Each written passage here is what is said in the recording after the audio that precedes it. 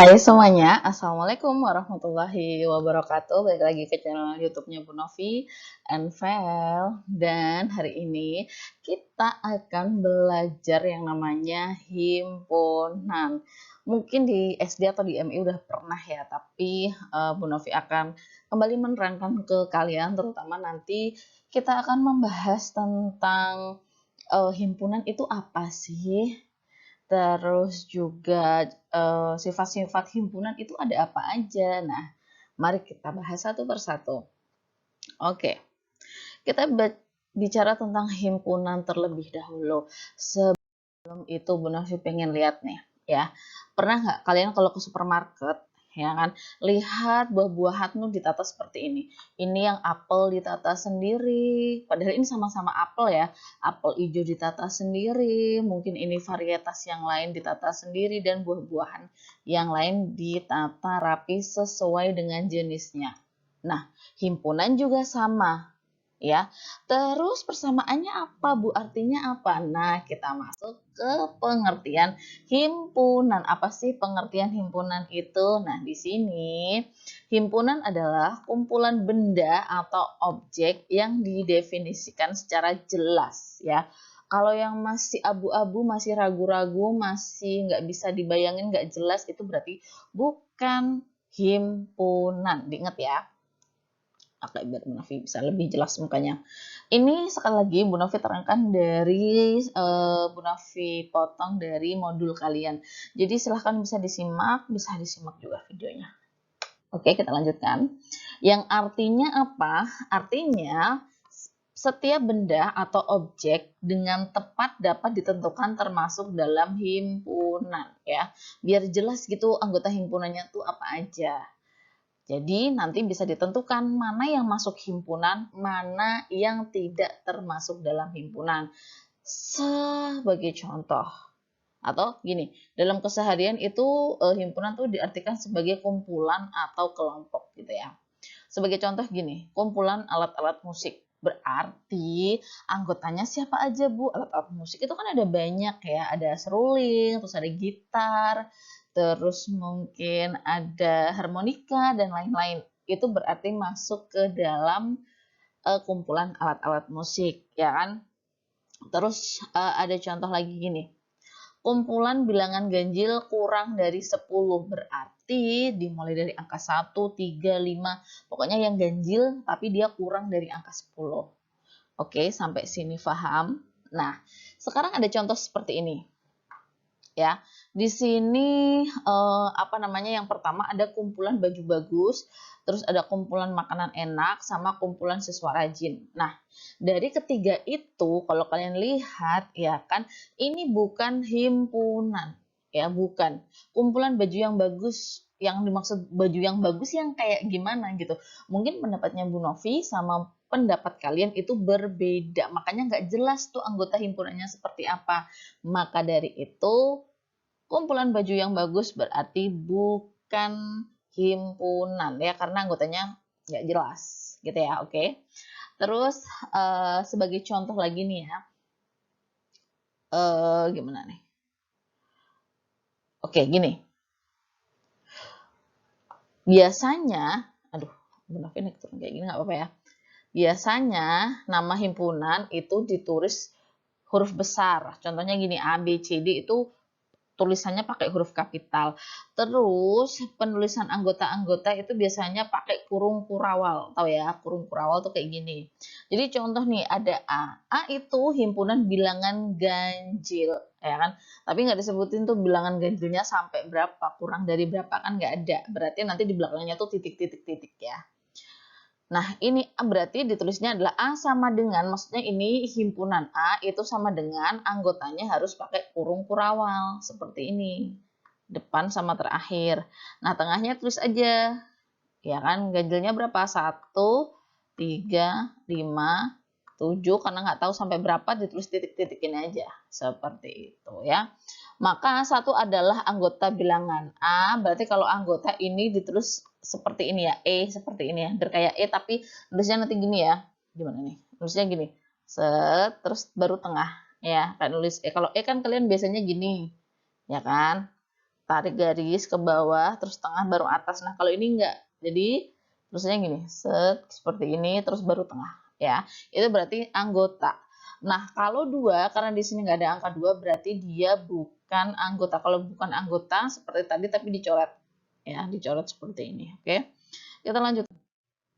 Nah, ini untuk menyatakan himpunannya seperti apa. Sebagai contoh gini, dinyatakan dengan mendaftar anggotanya. Maksudnya apa?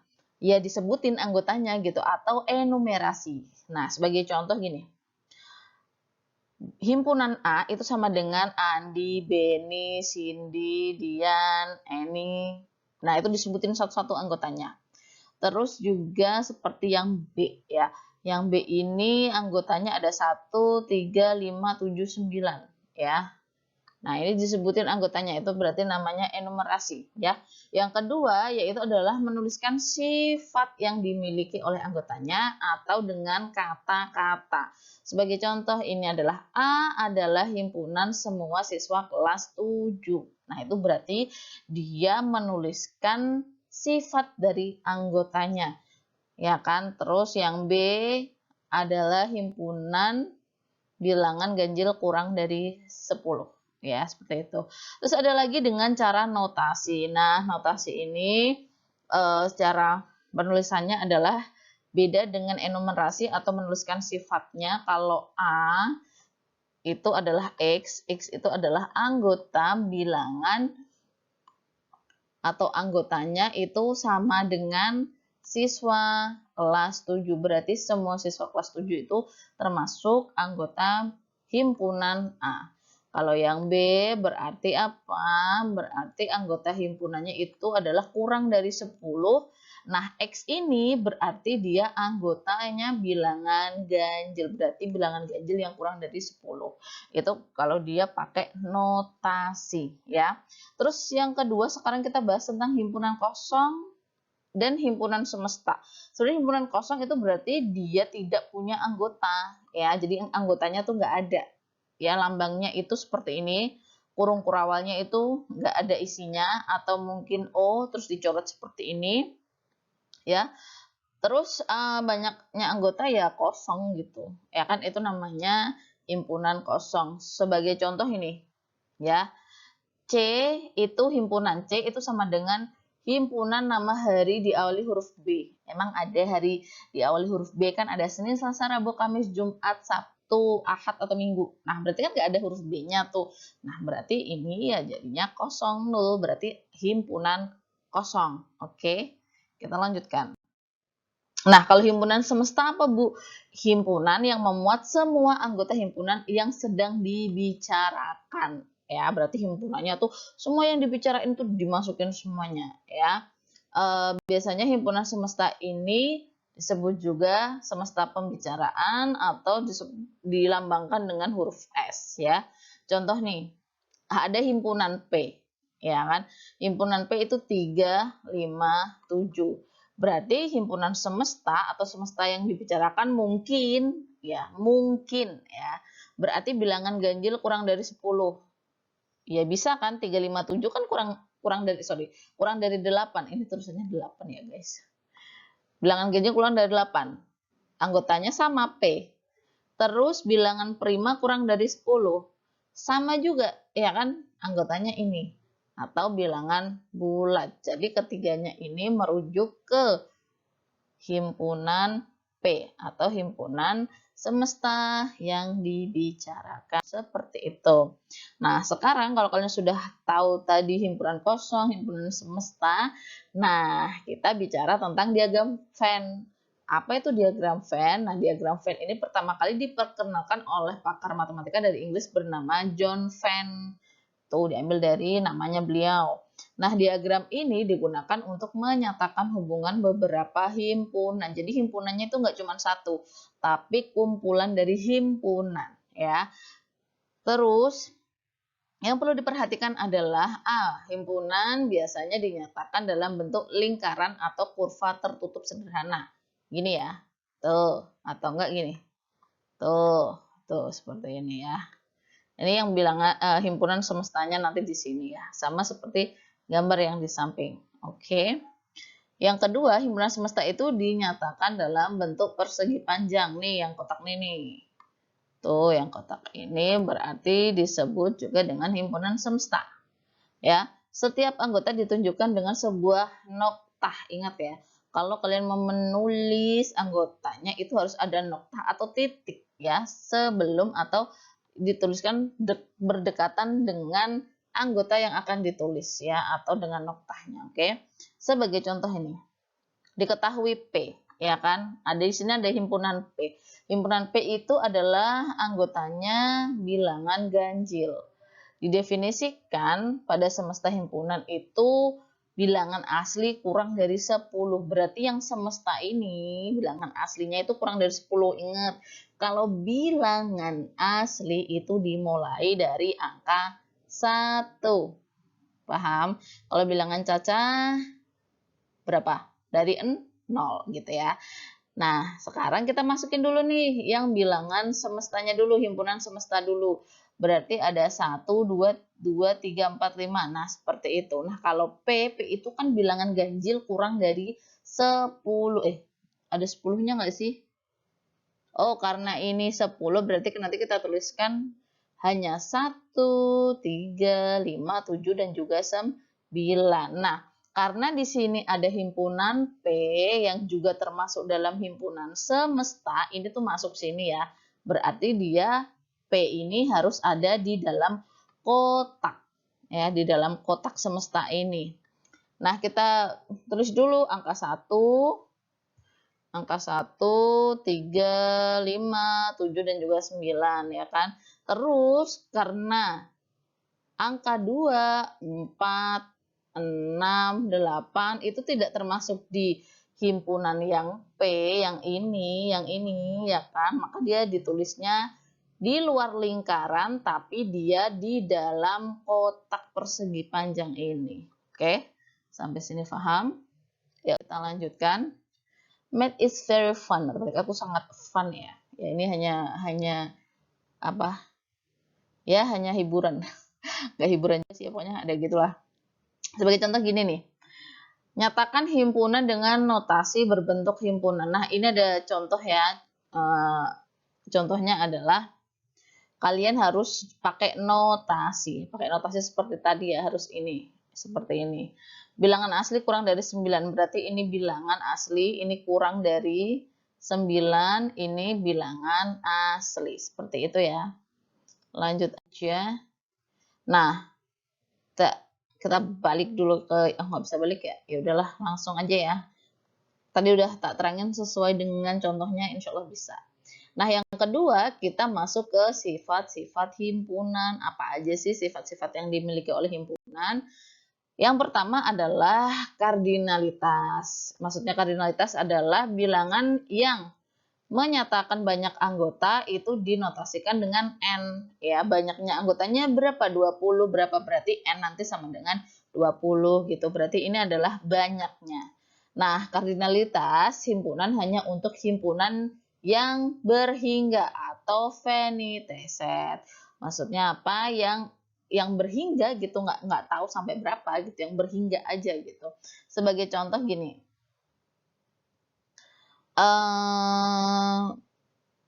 ini himpunan B itu anggotanya itu kurang dari 20 tapi bilangannya bilangan prima.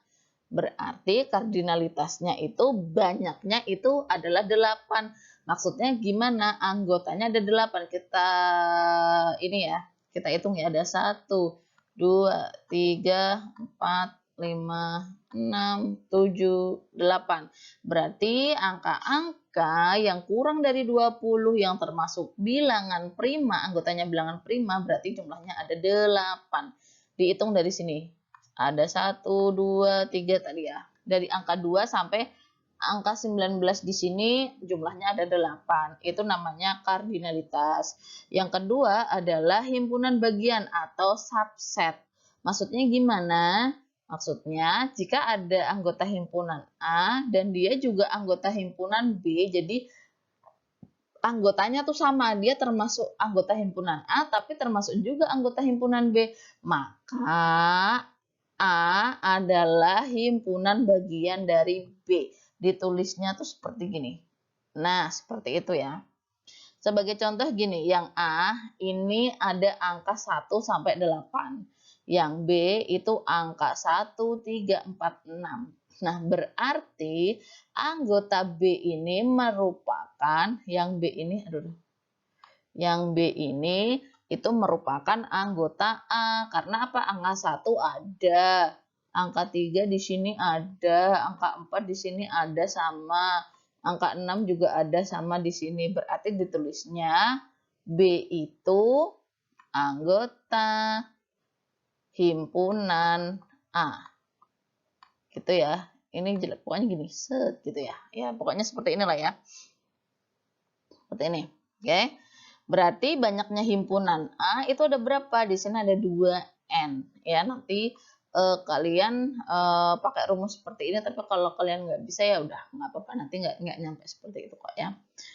Terus himpunan kuasa, maksudnya himpunan kuasa apa sih? Maksudnya adalah contoh ini himpunan kuasa A.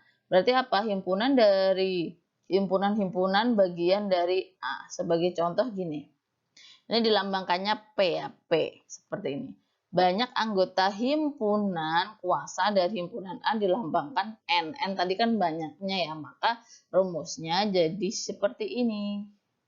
N terus himpunan kuasa P dari himpunan A itu sama dengan 2 pangkat N gitu. Berarti 2 dipangkat nanti jumlah banyaknya itu ada berapa. Sebagai contoh, anggota himpunan A itu ada angka 1, 2, 3. Lalu himpunan bagian A berarti itu kan ada kosong, ada 1, 2, pokoknya gini lah ya, bisa 1 aja, bisa 2, bisa 3, bisa 1 dengan 2, bisa 1 dengan 3, bisa 2 dengan 3, bisa 1, 2, 3. Maka himpunan A itu ditulis seperti ini, seperti yang di atasnya. Maka himpunan A, N-nya itu ada 3 ya. Ada 3, karena ada 1, 2, anggotanya ada 3 kan, 1, 2, 3 ya. Maka PA-nya itu berarti 2 pangkat 3, 8. Bagaimana? Coba kita hitung. Benar nggak sih 8? Ada 1, 2, 3, 4, 5, 6, 7, 8. Iya, betul. Berarti hasilnya adalah untuk himpunan kuasanya ada 8. Oke? Kita lanjutkan. Nah, kesamaan dua himpunan maksudnya gimana? Contoh di sini himpunan A sama himpunan B itu sama sebenarnya anggotanya, cuma dibolak-balik doang. Contoh, di sini anggota himpunan A itu ada kata ASRI. Yang B maksudnya A, S, R sama I. Yang B itu Rias, anggotanya berarti R, I, A, S ya kan?